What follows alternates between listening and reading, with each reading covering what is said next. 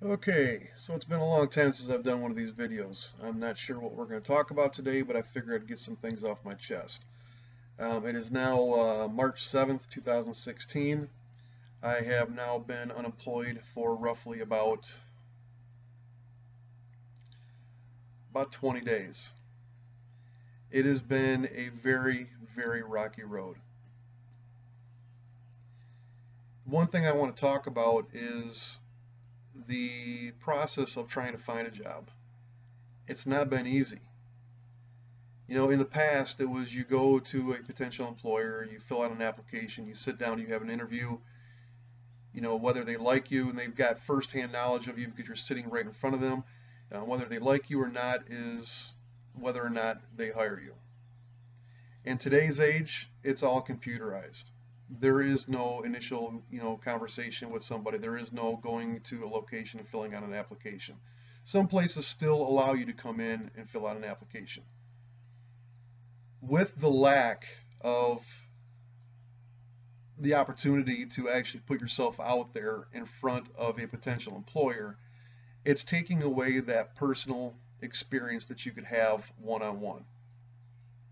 I don't really care for it. I think it's uh I think it's another way to take the personalization out of everything.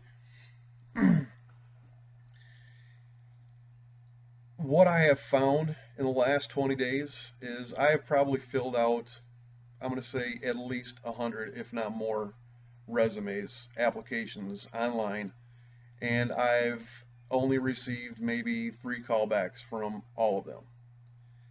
Now, I can also remember a day when you could go to a potential employer, fill out an application, have an interview that day, and have a job the very next day. That doesn't work anymore. I've also had, this one really cracks me up. People post jobs on job forums. Okay, so you fill out the application. This has actually happened. You fill out the application and you get a call back, and then they call you back again stating that the position's been pulled down because they're not sure if they really want to hire somebody for that position or not. Whether your qualifications are met or you've got the qualifications for the job or not, a lot of these jobs that they're posting online are not actual jobs. They're just putting feelers out there for potential employees. Again, that's something that I don't really care for. And I think it's a load of crap that they're doing that because there's people out there that are looking for jobs, much like myself, who really need to have employment. I've got a 3-year-old daughter that I need to, make sure that I maintain her lifestyle as well, having insurance, putting food on the table, making sure that we have a roof over our head. These are the things that are important to me. What's important to an employer is a piece of paper. I have said it probably 100 times, if not more. If you have the qualifications for a job, then you should be able to get a job. It has nothing to do with a piece of paper because somebody who's fresh out of college, and I am talking about a degree, somebody who's fresh out of college may not have the experience that somebody who's been in the workforce for over 20 years or plus. It's not a piece of paper because you can take a piece of paper and crumble it up and throw it in the trash. The experience that a person has is makes them more qualified to do a job than it does somebody who's just coming straight out of college, who all they have is just a piece of paper with a signature at the bottom stating that they've learned all of this and they know how to do this and they know how to do that. What about the person who's put 20 plus years, 20 or even sometimes even 30 years into doing something and making a living off of it and doing very well? So does that piece of paper mean more than what the experience is? I don't think so. Today's day and age, things are changing, and I'm not quite sure if I like the way things are changing.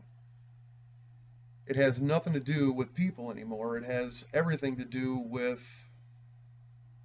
perception, I guess, is the word I'm looking for. It's how people perceive what they think they know. Now, mind you, I've been managing people for over 20 years. 20 years or more. Actually, I started managing people in probably 1989. Actually, it was even sooner than that. It was probably 1988. Working for a small company out of Grand Rapids, Michigan, in a warehouse. I was managing people and training people on how to, working in a warehouse, managing them and training them on how to pick orders, fill orders, ship orders, load the orders onto trucks, and get them sent out to the proper customers. Over the years, I've moved on and ventured out into various different organizations and different job fields. I've done janitorial, which I manage people for 3 school districts, and I've also run my own businesses in janitorial. I've also done truck driving. I've trained, I have hired, I have fired, I have run companies, I have taken multi-million dollar companies and saved multi-million dollar contracts for waste management. I have also now recently been in the insurance business. Now, in the insurance business, things are a little different because it doesn't really necessarily have anything to do with an education. It has everything to do with what your background is and how much you've done. Now, for myself, I've done life insurance, which I really didn't like. Number one, the premise that they get into people's homes and talk to them about it is a little shaky. You know, they have leads from prior customers that they want them to upgrade their policies, which, you know, if when they bought it, I mean, if it was fine for them then, why should it be any different now? Now, I understand that there's inflation involved and everything else, and things are more expensive now than what they were just even 5 years ago. But to get into somebody's home by offering them a free policy, which the free policy doesn't really cover anything, it's just there as, again, a piece of paper, something that you can crumble up and throw away because it really doesn't mean anything. Even though they say that it's going to be a lifetime deal, you know what? A lifetime deal is not a lifetime deal. A lifetime deal still has its limitations. Why they call it a lifetime deal, I have no idea. So I tried life insurance. I didn't really care for it because I thought the premise of selling the life insurance was a little shaky.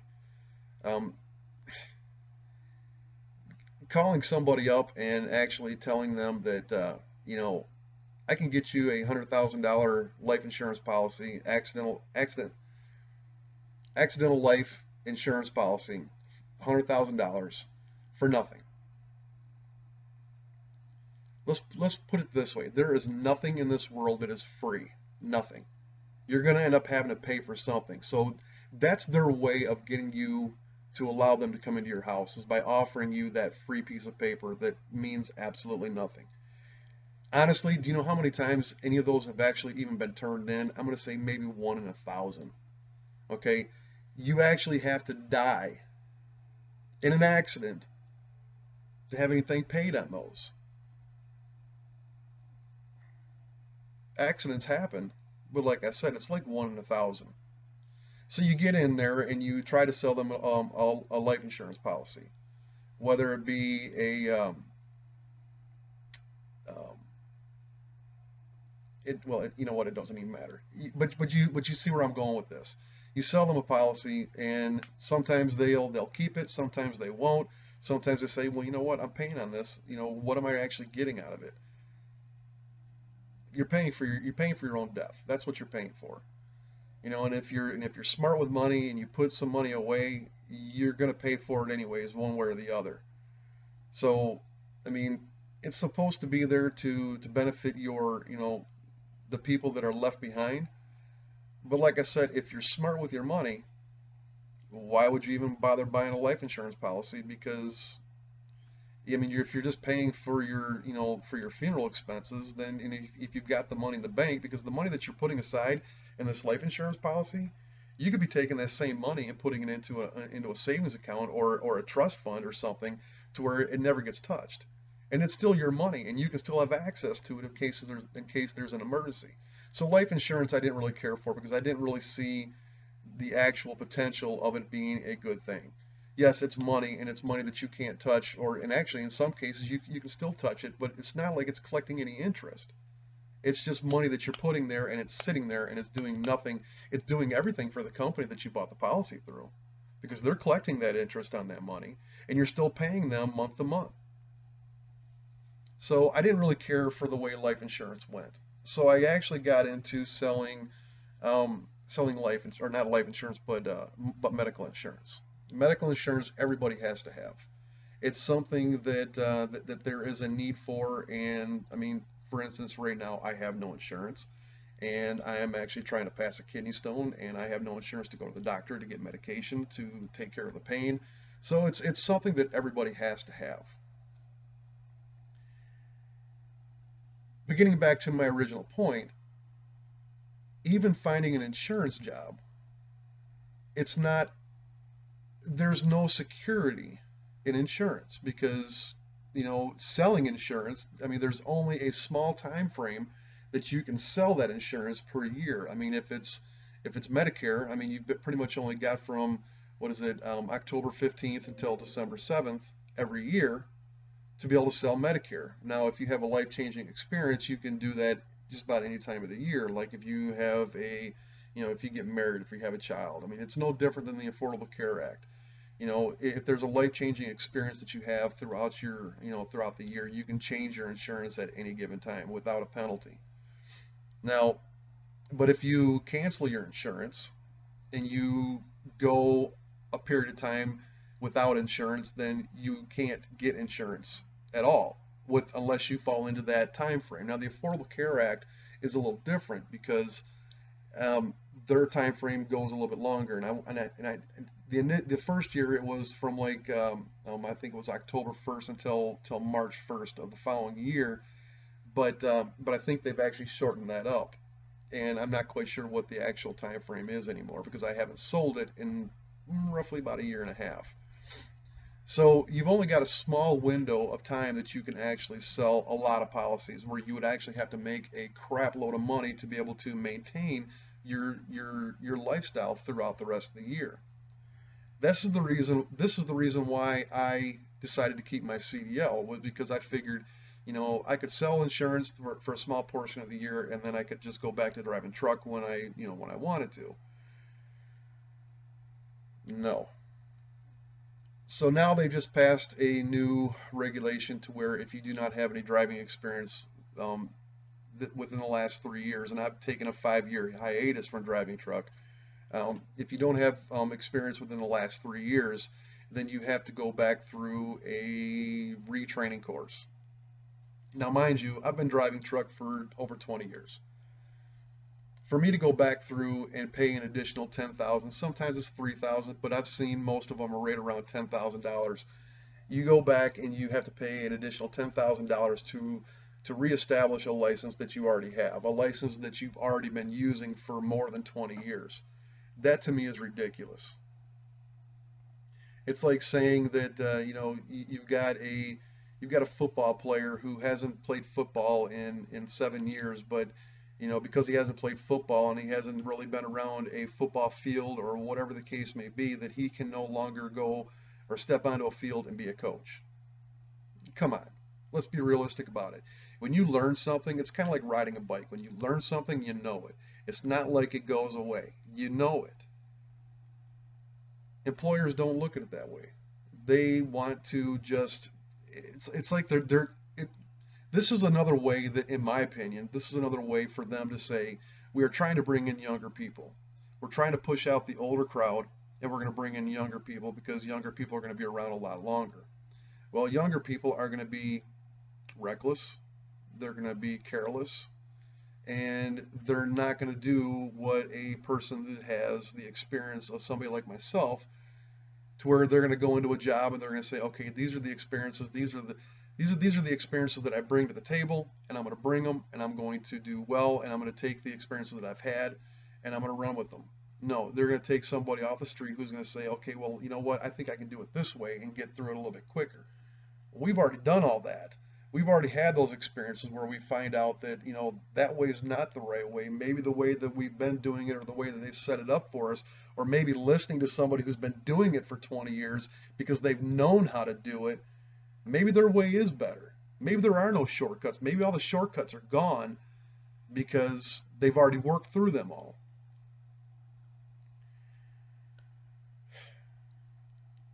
it's supposed to be illegal to not hire somebody based on their age. Well, they're doing it. They're pushing away people with experience and they're trying to bring in new hires or new, freshly out of college people to do jobs that they're not even qualified for. Yes, they have a piece of paper. Yes, they've learned the basics of how to do things, but do they really know the ins and outs of everything? I don't think so. If you're looking for somebody, if you've got a job that you need to get filled, and you're looking for somebody who needs to, you know, that you need to have somebody that can just step in and run with that job, I believe that you should pick somebody who's got a little bit of experience. I see on these job sites a lot that they require 2 to 3 years experience or the equivalent. Or no, I'm sorry, I take that back. They're requiring a bare minimum of an associate's or bare minimum of a bachelor's degree, or they're looking for somebody who has the equivalent experience, meaning time on the job. No, they're not. Prime example. So I was a trainer for United Healthcare. I was training new hire individuals to run their customer service department. I was teaching them how to basically read policies and explain their benefits and work through some of the issues that they might be having as far as claims, as far as their bills, whatever the case may be. Customer service. I mean, that's basically what the job was, is customer service. So I've been doing this now for probably close to 2 years. It'll be 2 years in April since that I started doing this. And I'm looking at jobs within the company to take on a leadership role as a trainer. So I'm reading over one of the job specifications, and it states that they would like to have somebody with a bachelor's degree, whether in teaching or in training development or anything like that. And I'm thinking to myself, well, I don't really have that degree. I mean, I don't even have my associates. I'm close to it, but I don't really actually have it. I've never really developed any training, so I don't really have that experience, except for the experience that I've had to revamp some of the training programs that I've done, because some of the training that I've given, the material that they've given me to give, is outdated, so I've had to update it in certain ways. So I mean, I've got the experience, but I don't really have the experience of actually writing something from scratch all the way to the very end. Mine is more of a updating of current curriculum. So I'm looking over this job form, and it sounds like something that I can do. As a matter of fact, I know it's something that I can do. I've like I said, I've been doing it for the last 2 years.